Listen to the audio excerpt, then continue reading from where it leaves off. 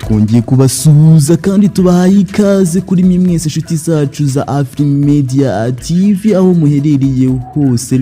Ndavuga iburasirazuba, iburengerazuba, amajyepfo ndetse n'amajyaruguru y'igihugu cyacu cy'u Rwanda, tutibagiwemo kandi n'umujyi wa Kigali. Nitwirengagije rero n'abadukurikirana bari hanze y'igihugu cy'u Rwanda. Kuri mwese mwakanze subscribe, tubabwira duti mwarakoze cyane kandi turanabakunda cyane, niyo mpamvu tuba tuhabaye 5 kuri 5. Uyu munsi rero ntabwo tuza kwizimba mu magambo cyane, ahubwo reka tubashe kuba twakomeza muri ubu buryo.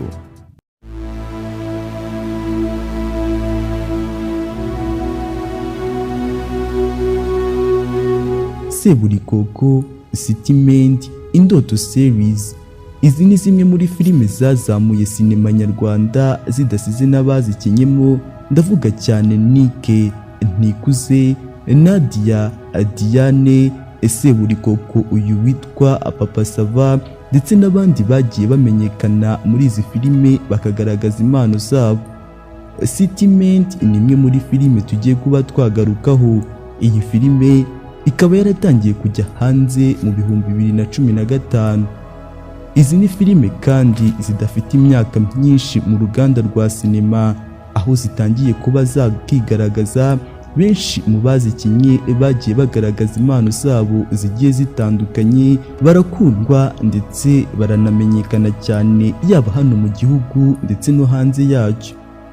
Ibi nibyo tugiye kuba twarebera hamwe ubwo tugiye kuba twareba iyi filime yitwa City Maid yatangiye mu 2015, ubwo yabanzirizwaga na filime yakunzwe cyane ya Seburikoko series. Izi zombi zikaba zica kuri televiziyo y'igihugu cy'u Rwanda kuva zatangira, kandi zatangiye zica kuri iyi televiziyo y'igihugu cy'u Rwanda.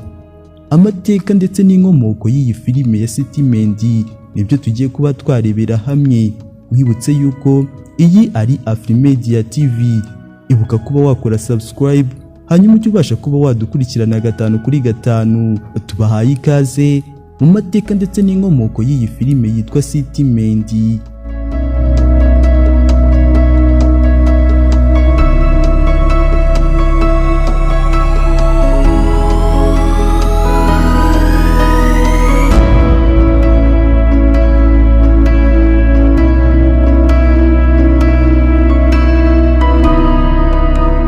Dore imwe mu nkomoko n'igitekerezo byashibutse kuri iyi filime ya City Maid. Filime yakunzwe cyane maze ikaza no muri filime 10 zakunzwe hano muri Afurika. Uko imyaka igenda itaha, intako iterambere ryiyongera. Ndavuga mu rwa Gasabo iwacu inaha i Rwanda, uruganda rw'imyidagaduro narwo ntabwo rwigize ruhezwa. Ndavuga sinema nyarwanda iherutse kunguka urubuga rwerekanirwaho filime nyarwanda rwitwa Zacu TV, aho benshi bashobora kuba barebera izi filime nyinshi zigiye zitandukanye utagombye kuba wagura CD nka kera.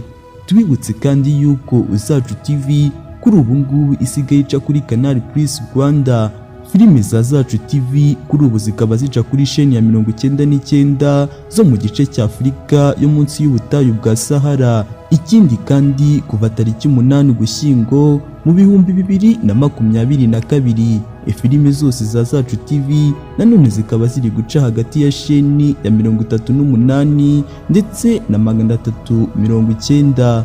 Canal Plus Rwanda kuri ubu ngubu ikaba ifitanye imikoranire hagati na Zacu TV, iyi isigaye igaragaraho kuri chaîne ya YouTube yitwa Zacu Entertainment. Uko iterambere rigenda ryoroshya uburyo bwo kureba izi filime, ni nako abazireba biyongera ku bwinshi, kandi bityo ngo abazitunganya bakarushaho kugerageza kongera urwego rwo gukora izi filime zabo. Mu minsi mike yatambutse ni nabwo hasohotse inkuru ivuga yuko Pan Africa Film Festival yiyemeje guteza imbere sinema zo muri Afurika. Yashyize kandi City Maid mu rutonde rwa filime 10 zikunzwe cyane hano muri Afurika. Iyi yaje kuba inkuru nziza ku bayobozi ba Afrifame Pictures, aba bategura kandi bakanatunganya izi filime twababwiye haruguru, harimo Seburikoko ndetse n'Indoto Series. Meddy Wilson Misago watangiye izi filime yabwiye Igihe dukesha iyi nkuru ko yatunguwe cyane no kumva ko izi filime ze izinjiye mu 10 zakunzwe cyane hano muri Afurika. Tubibutse yuko hari mu 2021. Iyi filime kandi avuga yuko baje kuba batekereza nyuma yaho filime yayibanjirije ariyo Seburikoko yaje kuba yakundwa ikamamara kandi yarabaraga inkuru z'ubuzima bwo mu cyaro. Aha ni naho baje kuba ngo banatekereza gukora indi filime ibara inkuru y'ubuzima bwo mu mujyi. Yagize ati nyuma yo gukora filime y'uruhererekane ya Seburikoko yavugaga ku buzima bwo mu cyaro igakundwa cyane n'abayireba, ndavuga kuri RBA. Mu mwaka wa 2015 twatekereje gukora filime igaragaza ubuzima bwo mu mujyi. Nyuma yo kugira iki gitekerezo, Misago Wilson avuga ko icyahise kimuza mu mutwe ari inkuru y'umukobwa guva mu cyaro maze akerekeza mu mujyi kujya gushakirayo ubuzima maze ubundi bikamucanga. Yakomeje agira ati ni naho rero twatangiriye kwandika inkuru ya Nikuze, umukobwa utumwana n'umugabo we bamushingiye ku ngufu maze ubundi akabatakerekeza i Kigali. Uyu mugabo kandi akomeza avuga ko nubwo iyi filime ikunzwe hano mu Rwanda atari yiteze ko yaza no mu 10 zikunzwe muri Afurika.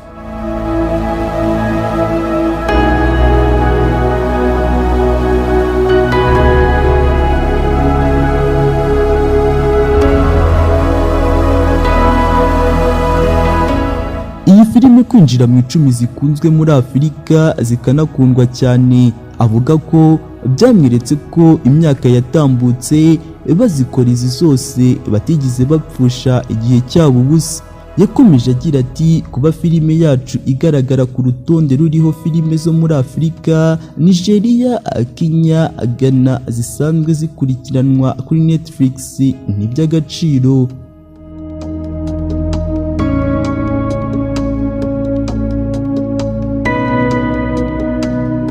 Mu myaka igera kuri 7 ishize iyi filime ya City Maid isohotse ikajya hanze, yazamuye amazina y'abakinnyi bagiye batandukanye barimo nk'uwitwa Bahavu Jeannette, uyu wamenyekanye cyane nka Diane, ndetse na Laura usa na se benshi cyane bazi nka Nikuze, tutibagiwe na Emmanuel Ndayizeye bamenye cyane nka Nick. Ntitwabarangiza kuko ni benshi bagiye bakundwa cyane muri iyi filime ya City Maid. Ibi nibyo twari twabateguriye hano kuri AFRIMEDIA TV, tukibutsa yuko niba ari bwo kitwumva ko wakora subscribe kugira ngo ujye ubasha kuba wadukurikirana. Turabashimiye, mukomeze kugira ibihe byiza ndetse Nyagasani akomeze kubarinda aho muherereye hose.